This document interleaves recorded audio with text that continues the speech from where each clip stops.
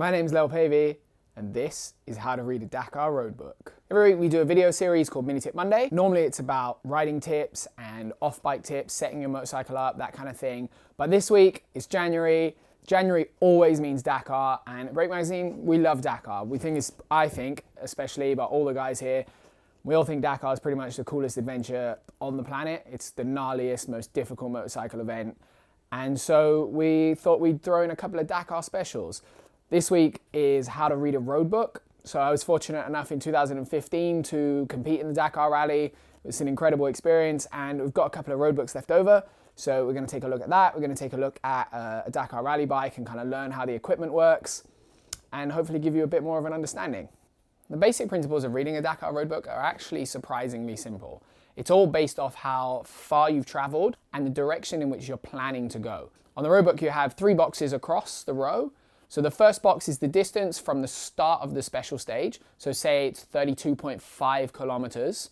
And then the second box is always the ground at which the instruction is. So it's a rough depiction of what the terrain should look like. And then the third box is additional information. So it will cover danger markers, maybe things to pay attention for, what the ground is like, whether it's a track, and so on and so forth. What makes that navigating difficult is the addition of all the other elements. So the core principle is not particularly difficult. If you were to drive it nice and slowly in a car, you'd probably never have a problem. You'd probably very rarely get lost. But when you start riding and you're adding in the complexity of riding a motorcycle and dealing with the terrain and the distance you have to ride and the physical output you go through, it adds up to it being a little bit more complex. There's also a lot of information that you have to learn. The road book is generally abbreviated in French. The next part of Dakar navigation that's quite important is your waypoint markers. So there's 2 different types of waypoint in Dakar. You have WPMs and WPSs, and they basically are the markers for which the GPS comes live and shows you where you need to go. Now, in Dakar, you have to hit the waypoints. That's really, really critical. One of the other things that the road book is really, really, really important for is danger markers. So you can see here we've got 2 danger, 2 danger, 2 danger, 2 danger. The organizers are really, really good at using this road book to warn riders and cars of things that are really dangerous to them. Generally, on a bike, you take a 1 danger is generally just a bump in a road. It's quite often just there for the cars, but on a bike, it's not such a problem. A 2 danger is definitely worth paying attention for. You're gonna need to slow down.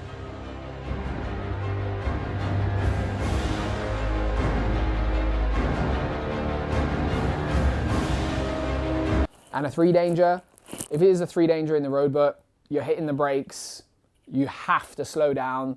Especially in the desert, you can be traveling with quite a lot of momentum behind you and not realize how fast you're going, and then all of a sudden, that 3 danger is upon you, and they are always bad. They're always a big hole in the ground, they're always something that someone's gonna get hurt on. They're there for a reason, and they're really worth paying attention to. As I mentioned before, the road book is mostly in French, and it's quite symbol-based. So there's a cheat sheet. You can find it on Google, you can find it on Break Magazine's website. We did an infographic about this last year.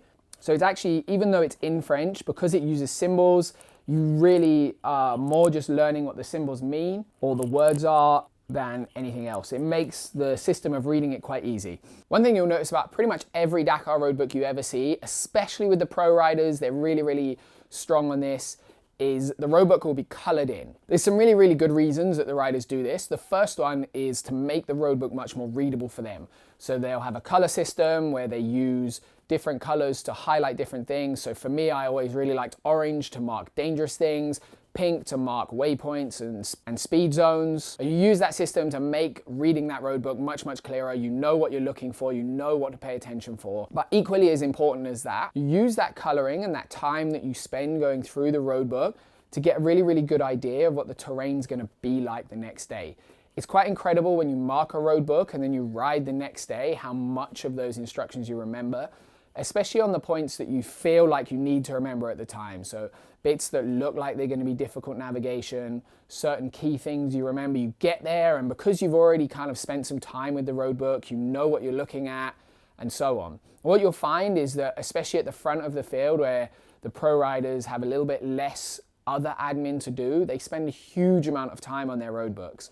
It's no surprise for a pro rider, kind of the guys in the top 40 of Dakar, to spend upwards of 3 hours each night just studying their road book. So they'll color it in, they'll go through it again, and they'll go through it again until they almost know the road book before they start the stage. They'll know the changes in terrain, they'll know the difficult bits, they'll know just by reading that road book bits that they really are gonna probably be difficult navigation. It really is incredible how much of an insight it gives you into the stage as a whole. The next thing you need to understand with roadbook navigation is the equipment you use. This is a bit cheesy, but we're gonna head out to the garage now and have a look at one of Cy Pavey's Dakar race bikes from 2013. Have a little look at the equipment and understand how it all works. We've come down to the Pavey family garage to have a look at a couple of rally bikes and go through that typical roadbook setup. Here we've got a BMW F650 GS rally bike from I think 2002 or 2003, something like that. And it's got a real typical rally roadbook setup from that time.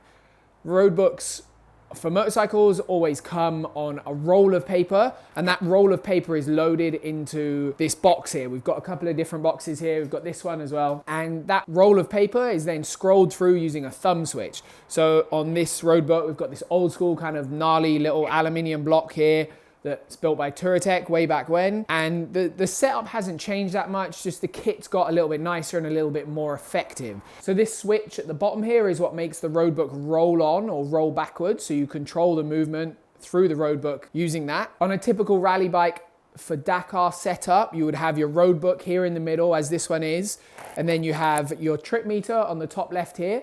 That uses a sensor on the front wheel to measure how far you've gone. And then you have another one here, which is generally your compass. Now, on Dakar, they've got a really, really sophisticated GPS system that works here that spends most of its time not active and comes active when you get close to a waypoint. Now, the company that make this GPS also make another unit that goes here that reads the compass off the GPS and can provide you with your trip distance off the GPS. So every time you go through a waypoint, it resets your trip distance to as it should be, which makes the navigating much, much easier. Then generally this trip meter here is either the same as this one and reads off the GPS, or is a secondary backup that reads off the front wheel. Now it's really, really common as well on the new generation of rally bikes, kind of everything in the last 3 or 4 years, to run another trip meter down below. And you'll use that as your speedo typically. So when you come to speed sections, you've got a really good idea of what speed you're going so you don't get caught speeding. That new system that Dakar gained about 5 or 6 years ago was a really, really big game changer. It made the whole process of navigating substantially easier because it took out one of the variables of that trip meter being out. So every time you went through one of the 10 waypoints a day, your trip meter was bang on. It meant you had a lot less to worry about, a lot less adjustment to make, and that whole process got easier. To counter that, in Dakar 2017, the rules changed to make navigation much, much more difficult. Previously, the GPS would come live when you got within a set distance of a waypoint, and it would provide you an arrow to get to that waypoint. Once you got to that waypoint, your trip meter would reset and you'd go again. And that distance was typically 800 meters when the navigation was easy and 3K when the navigation was difficult. That's generally how they set it up. So when you were out in the dunes or big off-piste environment, you would typically get 3 kilometers from your waypoint, an arrow that will come up on the GPS, which is then repeated on the Speedo cap repeater at the top. And that would help you find where you needed to go. When you got to that waypoint, everything would reset. Last year, they rewrote those rules and they changed the distances to become much, much smaller. So the hard to find waypoints are about 800 meters now. So it's a huge difference. 800 meters when you're out in the open sand dunes is nothing. You're almost on top of the waypoint anyway when it gives you the arrow. So you had to become much better at navigating. But when you're not in Dakar and you're not using the ERTF branded GPS system and repeaters, the navigation works a little bit differently. When you don't have that GPS to reset your trip meter, you have to do it manually all the time. When a roadbook is written, it's typically written by someone in a car. They drive the route, or maybe they ride the route and they make notes.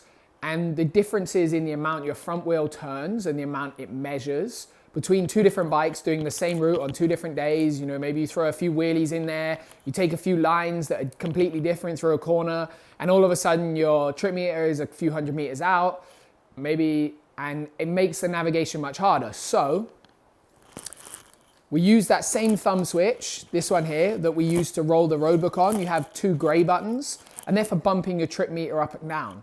So you control it in 100 meter increments, up and down, to keep the roadbook and to keep this and this in alignment. But when we're navigating and using a roadbook, when you get to a point where you're 100% sure that you're in the right place, when everything makes sense and you're like, this is definitely correct, you then reset this with a few bumps in either direction to make sure that it's all in the same place.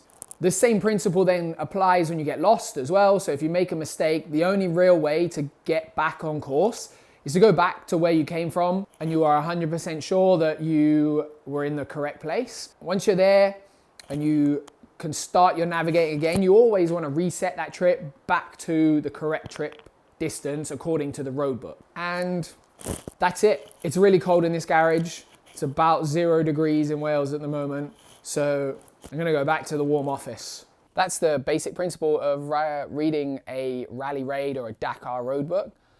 For me, it's one of the best things about rally, that whole process of finding your way from A to B with some real basic instructions.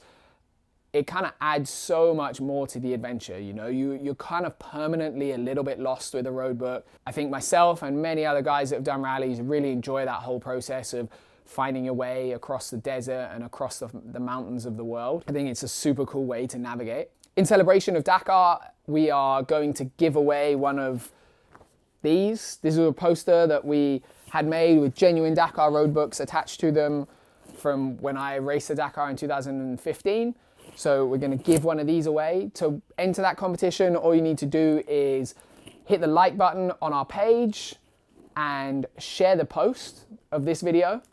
Share, and this can be yours. We'll pick a winner on the rest day for week 1. So the rest day, we'll pick that winner out of a hat. We'll put all the names in a hat, we'll pick it out, and then we'll post it to you. It's a pretty cool thing. We've got 2 original road books in here, an explanation of how all the road books work, and it will be signed by myself and Simon Pavey. Yeah.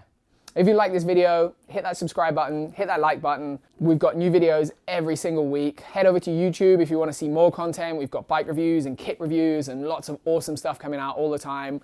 And remember guys, life's better when you're riding.